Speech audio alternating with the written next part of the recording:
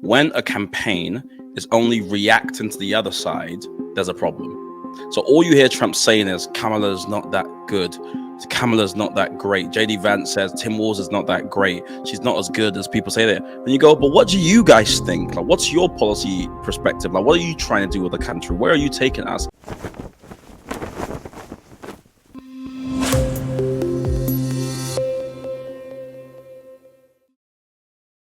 Okay, so welcome to another episode of Moving Parts. This is the show where we look at the American elections. We try to make sense of it. You're joined, I'm joined today by Chevaugn, who is in America.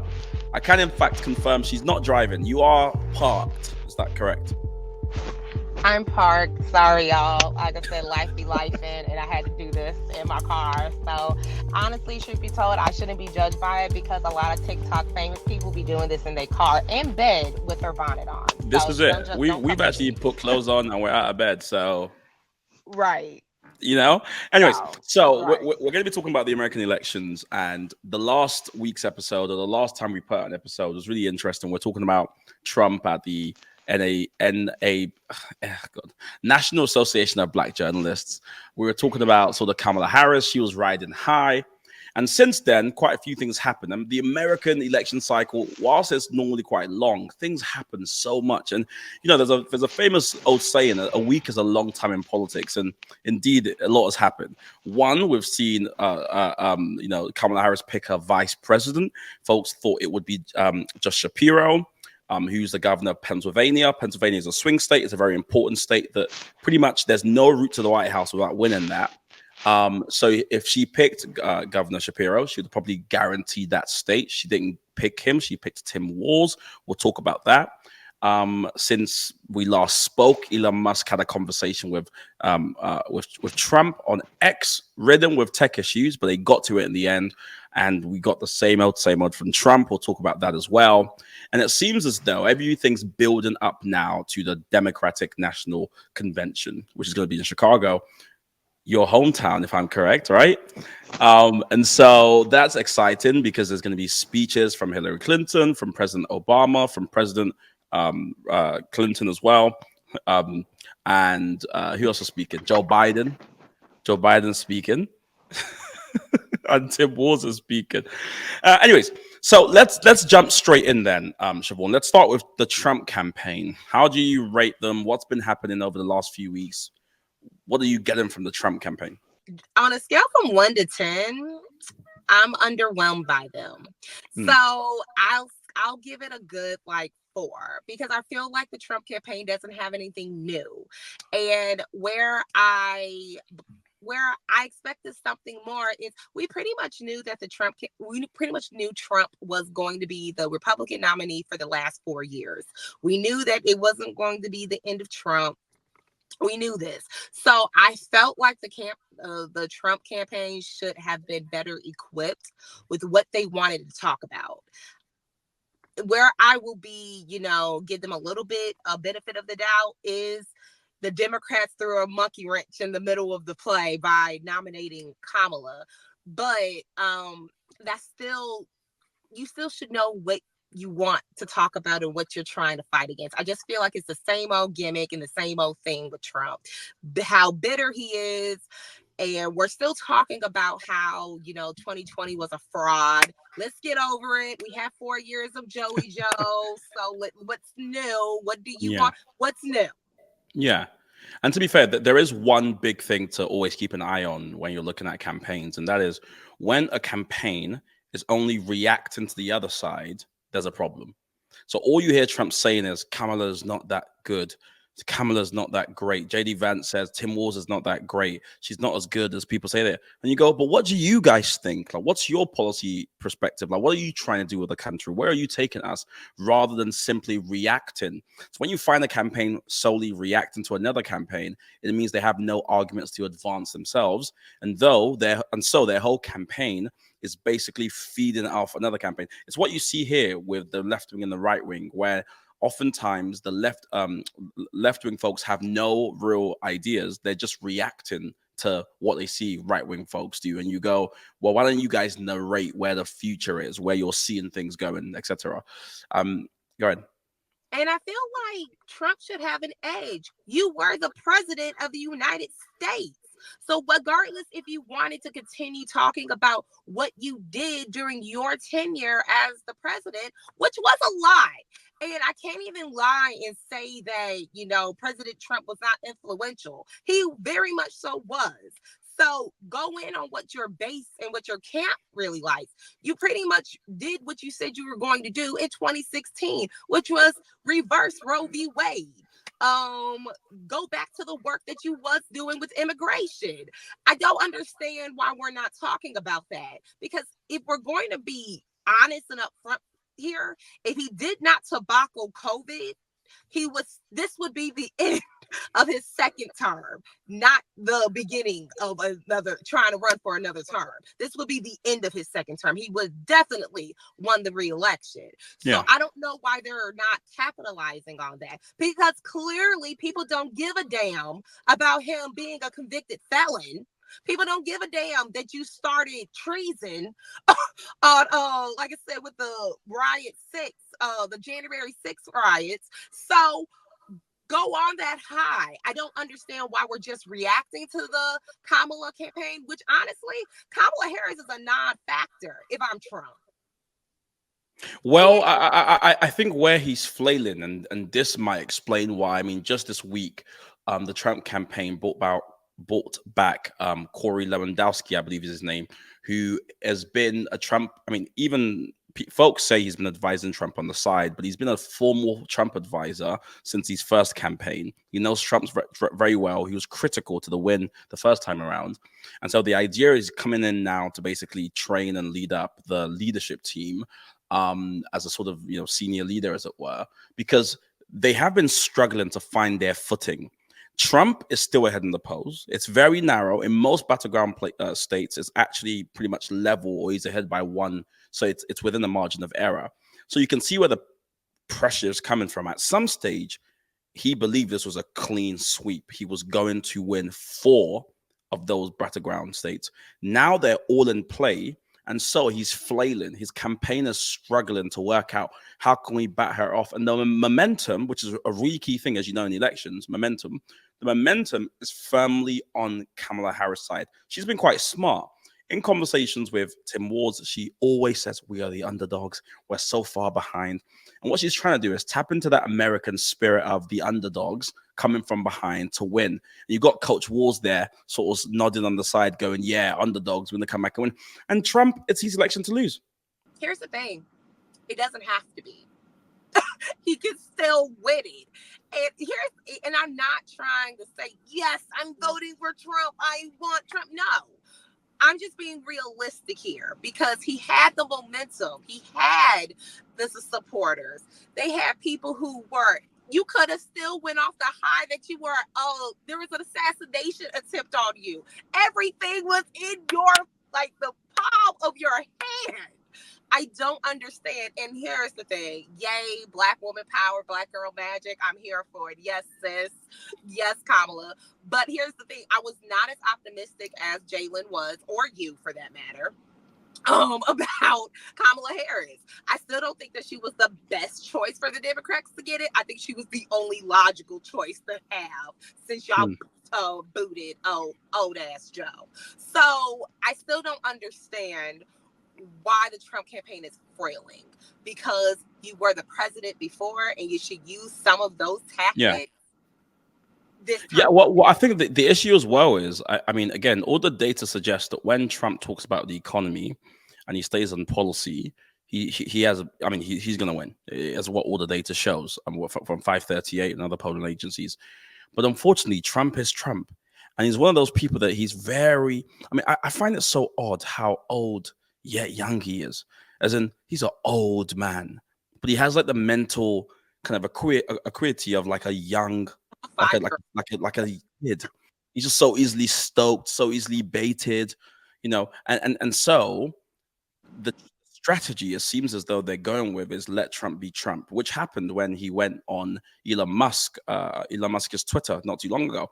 They went on the X platform. They had this Twitter live, and it was so boring. I watched the whole thing. It was just just a diatribe of him complaining about all sorts of things. Oh, I'm really good friends with Putin. Kim Jong Un loves me. We have a great relationship. No one fares us again in the rest of the world. I was the best president ever. And you just kind of go, we've heard this 100 times. This is boring. There's no one who's on the edge going, Trump. And this is the odd thing about Trump is who are the MAGA fan base is so clearly defined. But I don't know people on the edge who are leaning, going, Trump, I don't know what it is about him. Like, you either like the man or you hate him. So I just wonder if he's actually able to expand his voting base. Because why would anyone new vote for him this time around? Again, you will have to talk about policy. And I don't think it's just at all how much people will shoot themselves in the foot. And that's the thing. And I don't understand. Well, there also have been polls and people who have talked about, we're tired of hearing about the same old Trump, letting Trump be Trump. That's the thing that turned people off about Trump. Okay, this was so 2016. What are you doing for me now? And again, like I said about in the last episode, the economy is going to be key here. People are tired of having to spend $90 for some eggs. How are you going to benefit me? So I don't understand why he's not, pumping that up. I don't understand why he's not, rude. Like, even if it is lies, we know Trump is a liar, but I don't know why we're not, fake newsing what you have done for the economy. Well, this is the funny thing, because if we're still talking about the Trump campaign, one other thing he did this election, just a few days ago, depends when this goes out, I guess, but he made this video, right, where he's kind of surrounded by all these different grocery products.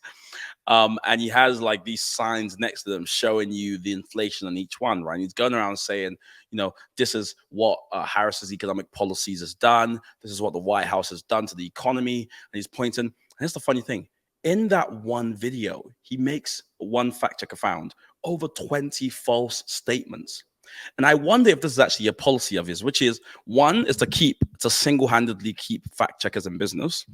But then two is to say so many blatant falsities that you actually can't perceive what's true and what's not true. So you just kind of go, yeah, sure. And he's just kind of tiring us out with lies at this stage. And I just wonder if that's actually a kind of a strategy of his. I think it is a strategy, because that's been his thing since, well, hell, he was a businessman. That is his MO. And you say that's classic. That is classic Trump. I mean, the sky is clearly blue, but if you say it's purple enough, people will believe it. So, I mean, that's classic Trump. And if that works, that's great. But at the same time, people are, exhausted by it. And again, here's the thing. You're not basing it off of policy or what you can do for the American people. If you did this, I think you'll be fine. He's not doing this, so now you're frailing. And I think it goes to show, which is very interesting. I know we're going to segue into the Kamala Harris campaign. It is very interesting, the fact that she is neck and neck with Trump in swing states. I'm like, this woman could actually be the first woman of the first president, the first woman president. Do you know what? Just away from even the politics for a minute, that would be monumental, because when you remember, or when you sort of cast your mind back to Hillary Clinton was more qualified than Kamala Harris, if we're being honest, I would say. Absolutely. But there was something about the seriousness about that last campaign that made it feel quite heavy. And for some reason, Walls and Harris have been able to inject this lightness into this race where it seems to be Trump's kryptonite in that they don't take him seriously. They don't address him. When he does something, they just brush it off and just say, we don't care, we're moving on. And he's like, whoa, what's going on here? Why aren't I getting the limelight? Because what Hillary did, I think rightfully, is highlighted why he's a danger. She spent so much time talking about how terrible he is, how his followers are a basket of deplorables. Now, she was so clear about these are bad people. Whereas, Tim Walz is saying, well, these are our neighbors. And our opponent, wants to take us back, but we're taking us forward. And they're focusing on their kind of, sort of what they want to do. And it seems to be working. There is momentum on their side. On that point of the Harris campaign, I mean, what do you make of Tim Walz? I don't know if you had a chance to take a look at him, but he's everywhere. He's the coolest dad ever, the best uncle of all time. What are your thoughts? I think honestly, I was not a fan of that pick. I wasn't, because I thought she probably should. I understand the pick, but at the same time, I thought that she could have went a little younger. Who you think she should have picked? Pete Buttigieg. I was getting his name wrong. Yes. Honestly, truth be told, I don't think that would have been a bad pick for her. You would have. I think there is no way a black woman and a gay man in 2024 are going to be president and vice president. America's not ready for it. You guys haven't even had a woman yet. Chevaugn, one barrier at a time. Okay. Now, look at me being the optimist. Again, I understand why she picked this old white man to be her running mate. Hey, he's middle-aged. He's actually the same age as her. They were born in the same year. He looks 15 years older. They were born in the same year. Okay. I would get canceled. So I'm going to move on from that statement. So I get it. But here's the thing that I think, where the Kamala Harris is taking points of the past. Barack Obama did the same thing. Barack Obama and Joe Biden did the same thing. So I think that is working for them. Here's also another thing. She's fresh. Like I said, they're running off of the freshness where Trump is struggling with, and it's different than where he succeeded in 2016. He was this newcomer. He wasn't a politician. Now I said he's just a newcomer on the scene. We need fresh ideas. We're tired of the same old. Well, now Trump is the same old. Where Kamala Harris is fresh. She's younger. She's a woman and black. So she's having all these things. So you say she was black? Yeah, I did. When did she become black? Wasn't she always? I'm joking. Your face. Okay, so well, you put her on the 75th Street on Chicago, they gonna call it the same thing they call me and you. So yeah. So she's black. I think that she is, again, going off of the vibes, and that's working for her. Yeah. For now. Well, so on this, I remember we were talking off air about this. Like, I am a bit sort of, I think a lot of commentators are pretty impatient. And so this idea that one, she hasn't spoken about policy. I'm like, well, she doesn't have to yet. She's got time. She first wants to build up this, the problem with Kamala Harris is, and this is an interesting thing, is she has amazing name recognition. Everyone knows Kamala Harris because she was vice president, but they don't know who she is and that she was kept largely out of sight. A lot of people didn't get a chance to know her. She was put in charge of investigating the root causes of what's happening at the southern border, but then she disappeared. And so a lot of people know her, but they don't know her. And so she's in this weird position where she's well known, but not known. And so the first thing she has to do is introduce herself to the people. That's why she keeps repeating the same lines at different rallies. It's why she's focusing on this vibe thing. Because if she says, hey, America, let's get into policy debates, people go, who's this woman? And let's not forget, the last person we had running for president who was all about policy was Elizabeth Warren. And within a few weeks, people are like, it's boring. She's boring. All she talks about is policy. And you go, Americans like stories. Your campaigns are largely about stories. You guys frame stories very, very well. And I think Kamala understands this because she's been framing the story of a prosecutor versus a felon, this story of someone who spent time campaigning and trying to, help folks who are on the down and out. And Donald Trump is only for billionaires and for rich people. That's a strong arc. And then you get into those interviews after after the Democratic convention. She can do more interviews. She can go into sort of policy, but she doesn't have to do it straight away. I don't get that charge. Because you're not American. I'll be very frank. I spend probably too much time looking at y'all elections, and I can tell you for free, Donald Trump didn't win last sort of when he first went to be president on policy. Because oh god, yeah. Okay, here's the thing. Well, I don't think he won on policy. Let's see that. Let's pump the brakes here. At least he gave us what he was going to do. We knew he was gonna try to repeal the Affordable Care Act. We knew he was going to try to reverse Roe v. Wade. He kept on enforcing that. So we knew that about his policy stance. My whole thing is this, where Kamala, like I said, is struggling with. I know you have made the comment that American elections are way too long and that we spend forever. Where Kamala's going to struggle with is the fact that she only has 2.5, 3 months to establish herself as a candidate. The likability factor in the policy, whereas Trump had 4 years. Hell, Joe Biden had 3. So I'm like, there was time there where Kamala Harris is, trying to catch up with the pace. I mean, I guess that's cool and all that you're trying to make it likable for the American voters, but you also got to understand too, Americans' minds are fleeting. Okay. And I think that's the thing about it. The reason why the last turn of these elections have been so great, because every week has been something. Oh my God, what's happened now? Oh my God, he got shot. Oh my God, Joe Biden sucked at this debate. Oh my God, Joe Biden dropped out. Oh my God, it's Kamala. There has been something so fast that, it's like, oh my God, how can we keep up?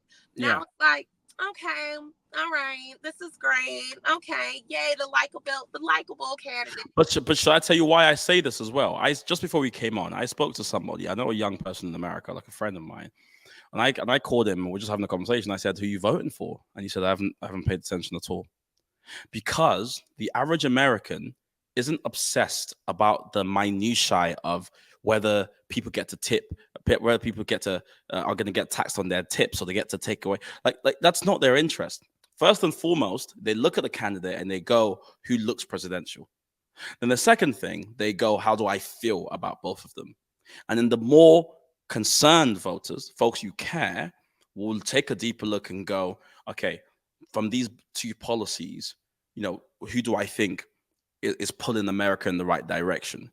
But because because America is so polarized to start with, that middle group in this kind of race is really slim.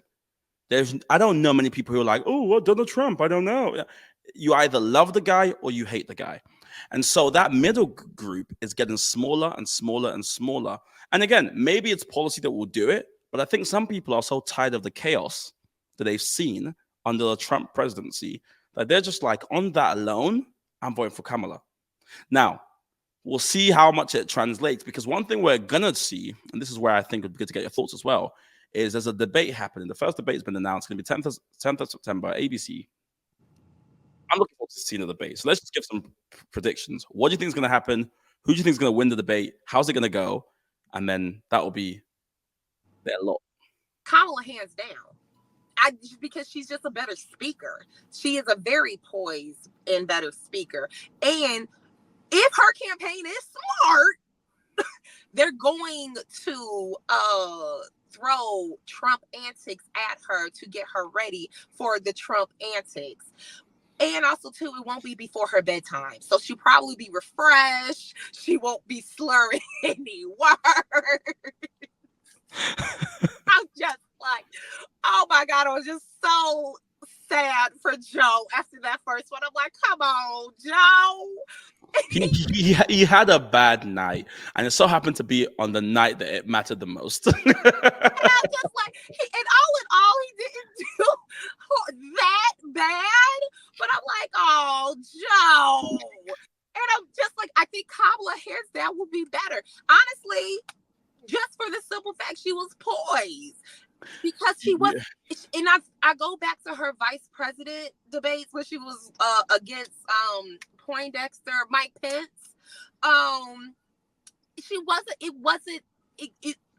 It's just the fact that Mike Pence is actually poised himself in a sense, and he knows what he's talking about. So I couldn't really say Kamala did it. Whereas I really did think Kamala would win in the landslide. I mean, so this might be unpopular, but I actually think Trump might win. In that, the problem with Trump is there is no excess Trump. And what that means is his strategy is chaos. That's what he did the first time. Remember when he first debated Biden in the sort of last presidential election? He was talking all over him, was saying all sorts of things. And it was like, yo, stop, like, relax. But because you've got someone like Kamala, who I think actually cares about being, to your point, poised and balanced and whatever, I think he's gonna throw a lot of nonsense at her, interrupt her left, right, and center, just do all sorts of things. And I think she's gonna take the bait. If she can stay poised, then it is a winning strategy to say, what would you like? Chaos?